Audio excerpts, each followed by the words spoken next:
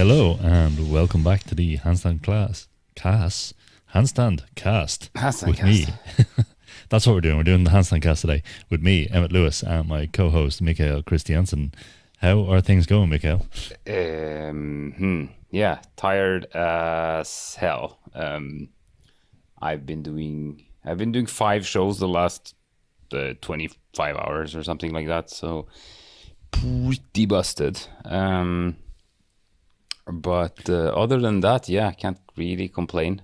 Just been rolling. Doing this show now in Norway. It's basically on this tour for kids. So it's booked by an organization in Norway which sends cultural arrangements of various kinds around on schools. And me and 2 friends of mine, we have a show that's made for 6 to 10-year-olds that we are now playing, and we're playing twice a day in the mornings. And yesterday we played twice in the morning. So basically, we went in at 8, set up, 1 show, an hour break, another show, tear down, drive an hour to a next place because we had to film the show, another setup, play the show again, and then tear down, and then home I was home at 10 p.m. Woke up at 7 to play another two shows with also setup and tear down. So I'm pretty busted, but yeah, can't complain. Pretty intense. Can't complain. Well, you are complaining, but we'll let you slide. Anyway, if we're not doing video cast, but if you could see Mikael, he, as you understand, he normally doesn't look like Skeletor and totally looks bright and fresh, and you're looking pretty trashed by your normal standards. Yes, I do. I can notice too. Like, basically, I don't have facial expressions left. I think that's the main thing. Like, that's what it is. Yeah. Now I see it. That's why, empty. It's like your facial muscles, I can't speak today. It's like your facial muscles are fatigued and you can't move properly. That's it. Yeah, that's how it feels like. All my dopamine has just been fried by entertaining children. It genuinely looks like you're kind of a skull with like a latex mask stretched over it. Basically, what what I am. Expressive face. It is what you are, but like you normally have an expressive latex mask. What are we doing today? We are doing a mini-sode with answering all your Q&As, or mainly just your Qs with our As. We've got a good few questions, a few of our normal questions, but I suppose we'll delve into them, and an audio question. As usual, if you would like to send us some questions, you can send them to us at our Instagram at Handstand Factory. You can find us on anchor.fm and send us voice notes. Even if you just want to say hi, please do it. We will put them in because they're cool. I also have to justify the purchase. I purchased a very expensive thing of the Rodecaster Pro, and it has jingles and everything, so I'm looking forward to use it. So send in your audio questions. And also, if you want to send us your pictures of your pets, cats, dogs, we will rate them online. So our first question today, I think we've had this one before, but we might as well answer it again. On average, how long does it take to learn to do freestanding handstand? Yeah, that one again. Yeah. This one again. I guess we replied to that before, but as with all things, it depends. Depends on your level of general fitness. Depends on how long you've already spent trying. What your athletic kind of background is like. If you've done any acrobatic disciplines or gymnastics and stuff. But I mean, I would say kind of like an average between, let's say, 4 to 12 months, something like that. Yeah, I think 4 to 12 months is a good kind of estimate based on training. I think it's one of those things a lot of people, just to kind of fill out this question, I suppose, is a lot of people are trying to aim for like a definitive answer, and we can't really give that. But what we can definitively tell you is if you train consistently, even if you only train twice a week or once a week, but you do it consistently long enough, you will be able to do a handstand eventually. Yep. So I think when you're starting out in this journey, you need to put your stats into consistency. Obviously, you need to do all your training and everything else, but being consistent is the key to getting the handstand, the one arm, everything. Well, you need a bit more training volume as we get into these things, but this is it. This is what you should be looking for. Be consistent. If you can be consistent, you'll get there. If it takes you 6 months, awesome. If it takes 8 months, that's fine. But, go for consistency. Yeah, and don't make any kind of like, oh, I'm going to do it this summer, or I'm going to nail 60 seconds to Christmas, or like all these things are just a waste of your time because it doesn't matter, and it just makes you stress about it, and stressing about it isn't going to necessarily help as much more than kind of like a short-term type of motivator, and then like maybe it gets closer to there and then you need to find an excuse for yourself as to why you didn't manage, and so on and so on. Doesn't matter, just take your time with the process rather than trying too hard to beat the next guy because they were able to do it in such and such long time. It doesn't really matter. So really give yourself the time to put the time into it, and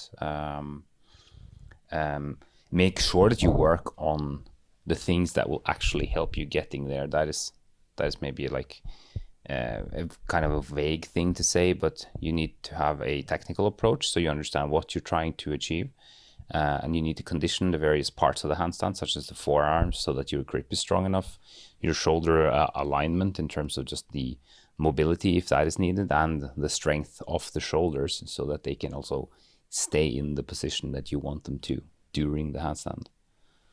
Yeah. So pretty much sums it up. Yeah, that's something I can't add anything to that. Next question. This is actually a pretty good one. Should training for the one-arm handstand include progressive overload, or can it be learned through constant practice? It can be done with both. This is the interesting thing. Like with the, I'm not suggesting this as a time efficient manner, but if you just kept trying, if you could do a handstand and just kept trying to do a one-arm handstand regardless of technique, eventually you'd be able to do a one-arm handstand if you just kept at it long enough. Yeah. But it's not, probably for most people, it's just not going to be the most efficient path, and having technique and refinement, some concepts will be better. So then it kind of gets into, you have to begin to separate out. There's a strength component, there's a flexibility / mobility component, and there's a skill component to do a one-arm handstand.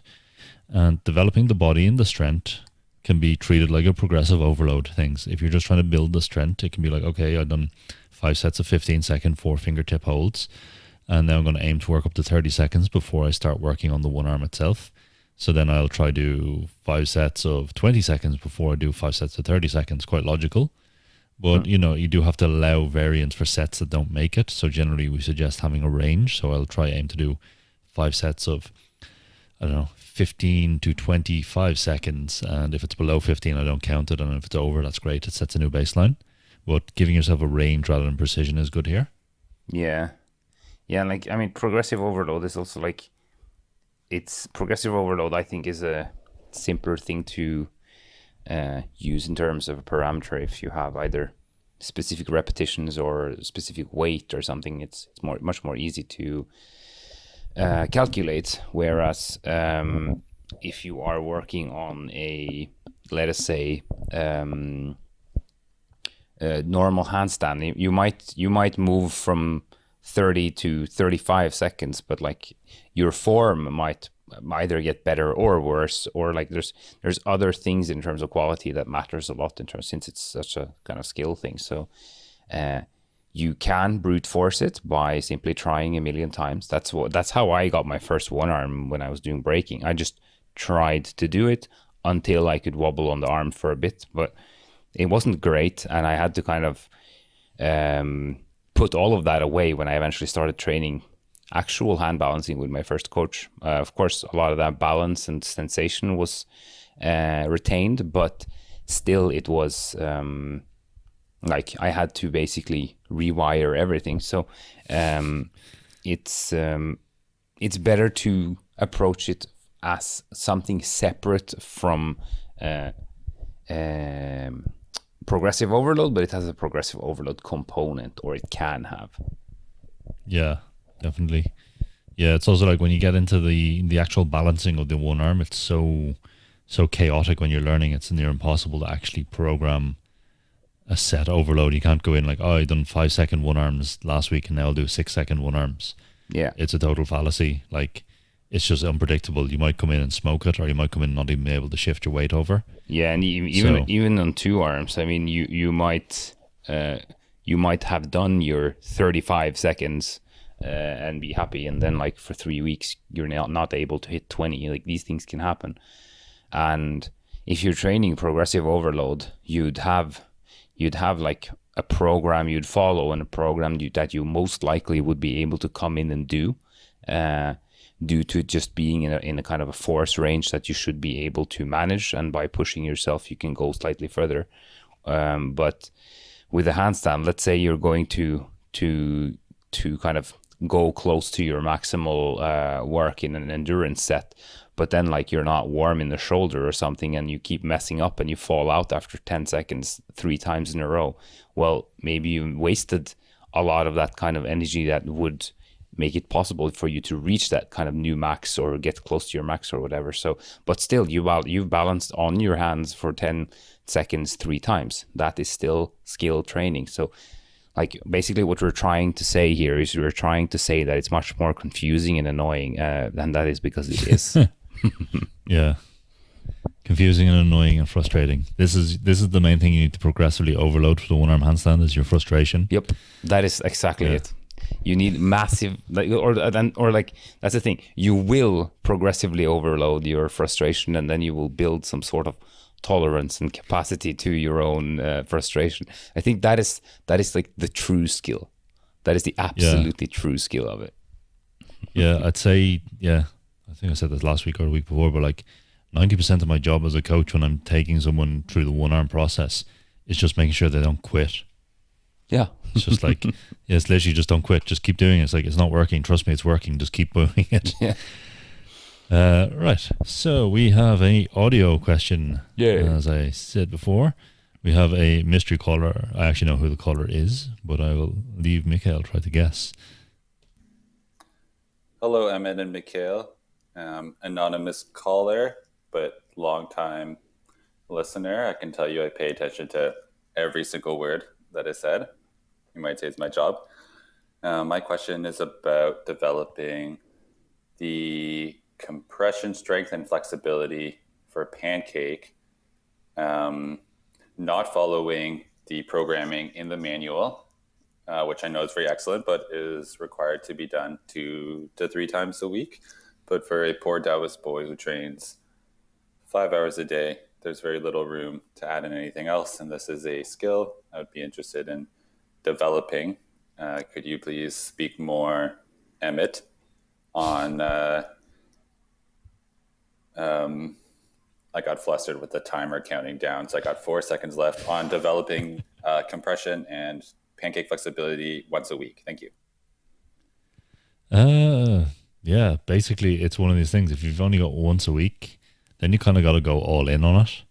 And it's the unfortunate thing with compression strength is it sucks to train. The programming, I know because you got the press program by the sound of it, is pretty good. If you were to just pick the compression section of that program and just do it once a week, but I'd actually probably do, I think I have a program for about 3 sets. I'd probably do 5 sets, basically. Well, my thing, like, it's just one of those ones, go hard, go home. And it will, like, this is the thing, consistency will win out. If you train it once every 7 days, well, you mightn't get there quick. You might get there quick. You might get, this is the thing with flexibility training and active flexibility development. Some people just take to it and it's easy. They gain it very quickly. Other people, it takes a lot of work, but at the end of the day, consistency will win. Consistency always wins. And that's the message, really. So I'd do the programming as laid out. Find 10, 15 minutes that will take to go through it and just do it. Other than that, the other thing you could try is just doing 1 set of compressions every day. That will take you about a minute. And just try to spread it out every training day. So if you're doing training 3-4 times a week, just do that instead of... one big session if you can't fit it in. You can always find a minute to fit something in. Is it the best? Who knows? Will it work? It will. I can guarantee you that. Yeah, I think that's pretty... Or did you ever get this old school gymnastics set? It was like the classic of the gym coaches. So in your warm-up, I'll throw this one out there for anyone who wants to try it. In the warm-up, you do 10 compression lifts with both legs. Then you do, it was 10 with one leg, 10 with the other leg, 10 with both legs, then 10 circles in one direction, 10 circles in the other way without letting your legs come down, and then hold it for 10 seconds or 30 seconds, whatever they felt like torturing you with that day. I never did exactly that. We did one leg in the middle, both legs in the middle, and then pancake, one leg, both legs. I think it was like 10 pulses on each. I mean, hurts a lot in the quads, I remember. Yeah. But yeah, those kind of drills have never like bothered me too much. Like, never gotten. It's funny. Like, ask me to do any kind of squat or lunge work, and my legs will, like my quads will suffer significantly. Ask me to do any kind of straddle L thing, and I was like, huh? Oh yeah. I've completely forgotten about like the sensation of the cramps in the quads from those, just because like they've been done so damn much. Yeah. That's the game. That's the good news there. Is like if you do your compression work enough, it doesn't cramp anymore. Yep. You can just do it. And then you add weight. But guess what? It doesn't cramp once you start adding weight. Well, sometimes it does, but not a lot. Next question. It is often talked about strong people being stiff, and one is trying to make a stiff man bendy. My question is, if flexible people have longer journeys to get strong because they can train strength exercises through a higher range of motion than one who is stiffer and uses less range of motion. So, bit of an interesting question there, but has an interesting answer. Yeah, I'm not sure. I'd like to hear your take on that. Yeah, so this is where things get interesting. Is what makes someone stiff and what makes someone the bendy type. We're going to use the stiff and bendy, but there's always intertypes and other stuff. Is not so much muscles; it's more to do with connective tissue. So to gain strength, they generally gain strength at about the same rate. Now, you'll see this, it's one of those things I've come across a lot where people don't screen it, where I will find athletes who playing field sports, whatever, and they're actually hypermobile, but they are not flexible in terms of what we would think flexible. They can't do splits, can't touch their toes and this kind of thing, but they have hypermobile joints, but they're super strong. Like, you know, I've dealt with a couple of rugby players, a couple of basketball players who are like this, and they're like jacked, like big dudes who are, you know, functionally, if you look at range of motion tests, they're stiff as fuck in terms of gross range of motion, can't touch toe, like as I said. But in terms of actual joint ability to move, the joints like hyperextended knees, hyperextended things, high up on the Baton scale. So it's kind of one of those things like if you're moving through less range of motion, hopefully you're moving through your strongest range of motion. So then you will hopefully, if you're flexible, this is where it gets interesting. Like we've all probably seen these girls who are benching in basically a contortionist back bend and lifting the bar 2 inches. And that's perfectly valid for powerlifting. So if we're using that criteria, then maybe not. Maybe they're going to be stronger than you and get there faster because they don't have that much work to do. What is more relevant, I think, is leverage. So if someone is moving through a big range of motion, like has long limbs and long femurs and stuff like this will just apply more leverage to the hips and back in, say, a squat. And this will just make it harder for them to gain strength and gain size because it's just more leverage per unit weight put on them. So that's kind of a bigger thing, I think, than anything else. Whereas with flexible people, there is like, particularly when we're dealing with, say, sports or things that involve change of direction or fast stopping, or just even sprinting and these things, well, someone who's a looser collagen type mightn't be able to generate enough tendon stiffness to really take advantage of that energy recycling thing the body has going on.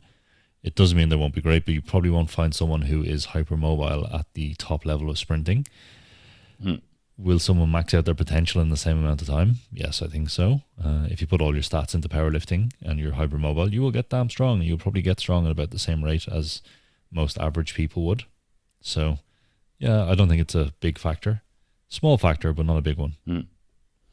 Yeah, I guess it's like this is definitely not my field of expertise, but just like what I start thinking of is also the idea that I mean, people that have a lot of strength from the get-go might perhaps start associating more with that and work more on that, kind of like they see that as kind of a positive attribute that they cultivate, and perhaps they neglect flexibility and the opposite. Like a very good example that I have of that is like within the circus, like I don't know many female hand balancers that can handstand push up. and I'm sure that most of them can, if they just, I don't think they need to put that much work into it even. I think most of them could learn it very fast, but it's just like not like, it's not a move they strongly associate within their discipline, and hence they just don't put any time into it.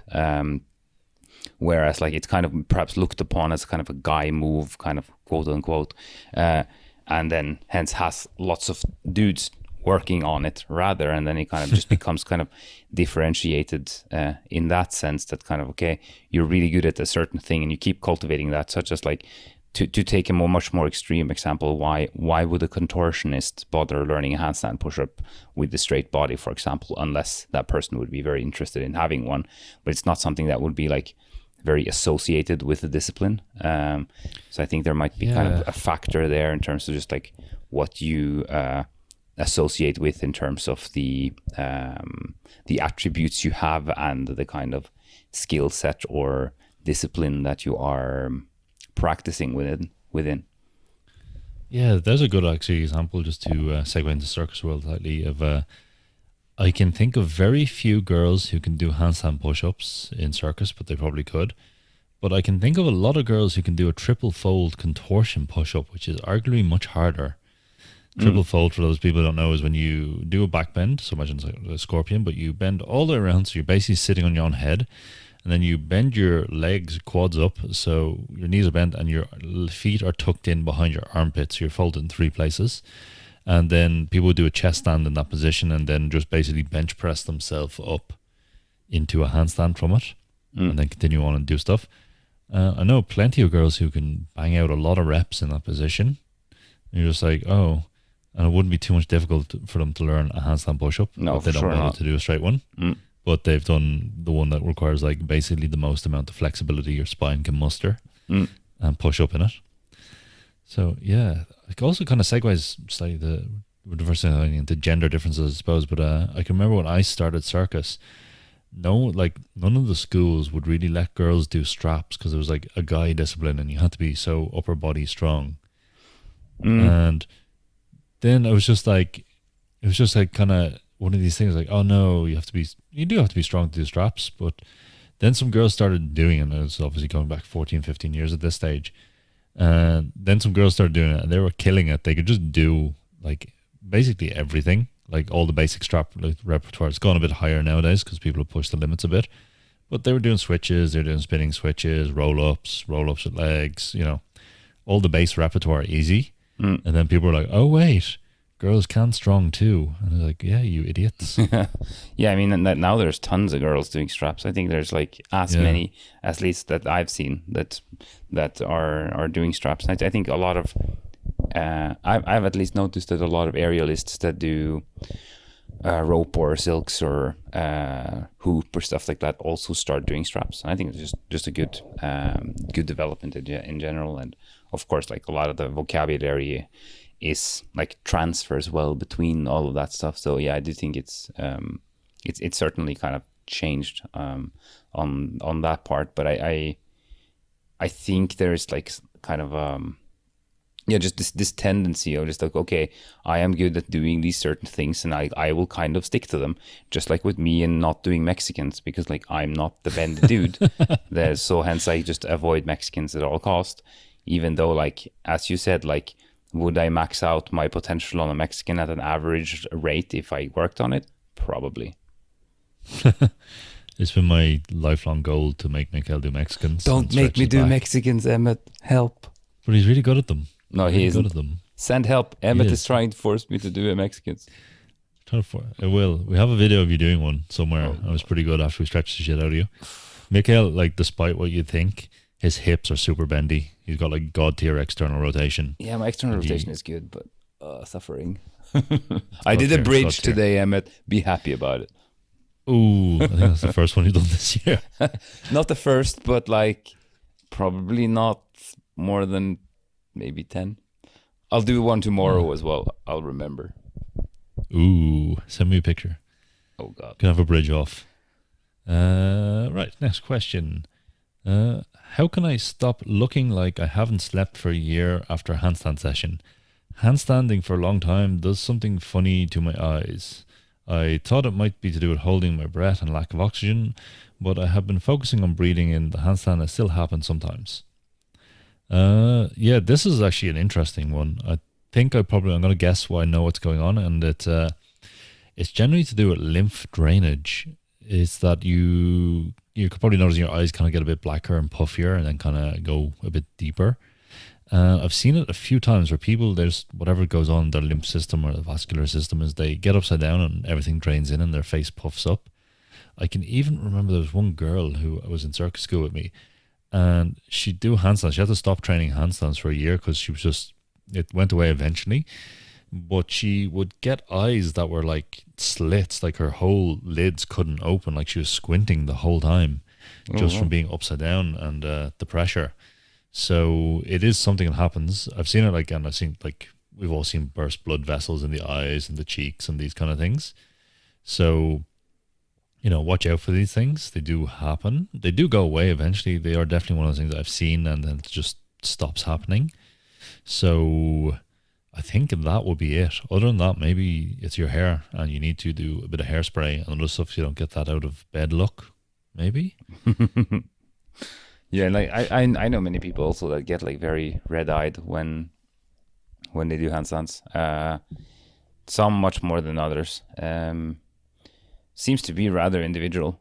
I even know people who have done handstands for decades and have certain things like that happen to their face for a short amount of time when they return back down. But I would guess that like that on average that like, it'll improve slightly at least over the years. But yeah, like I guess the body isn't necessarily created to deal with all the blood pressure in the head to that degree all of the time. So it's not strange that it responds by doing things that we aren't used to it doing. So like I think first of all, like don't worry too much about it unless you're like experiencing other kinds of discomfort. Yeah. I don't know. I read some yoga manuals that doing headstands for long enough will make you enlightened. So that blood flow probably does something. I think the benchmark I seen was 6 hours in a headstand nonstop. Oh, miserable. Yeah. Definitely not going to Maybe it works. If you try it out, let us know. If you become enlightened, we will have you on, and you too can be our next enlightened. Yeah, you can give us your secrets. Yeah. 6 hours headstand. I gave him the secret. Ka-ching. Ka-ching. That's the end of our questions for today. That is the end. So, yeah, a bit of a short episode, but that's cool. So, anyway, if you want to ask us some questions, please feel free to send them into us at Handstand Factory on Instagram. There's also a contact form on the website if you don't want to do Instagram. Where else? You can also DM them directly to us wherever you feel like it on all our various social media, Emmet Lewis or Mikael Christiansen or Mikael Balancing. Send us your cat and dog pictures to Handstand Factory as well. Swamp us with them, please. Other than that, if you want to get some more in-depth coaching with handstands, please check out our programs at handstandfactory.com and we'll let you go. Thank you for listening. Cheers.